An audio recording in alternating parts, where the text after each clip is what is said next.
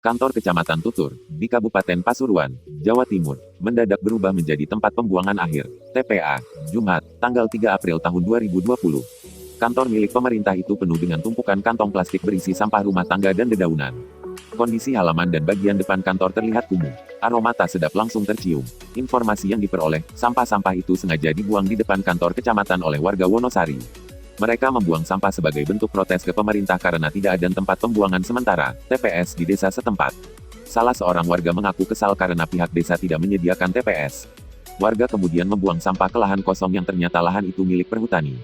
Beberapa waktu lalu, perhutani bersama Forpimka akhirnya menutup paksa lahan itu. Pemerintah juga menutup akses jalan menuju TPS. Warga bingung mau buang sampah kemana. Sudah berkali-kali ngadu ke Pemdes tidak pernah ada solusinya, ujar warga yang enggan disebutkan namanya. Camat Tutur, Hadi membenarkan kejadian itu.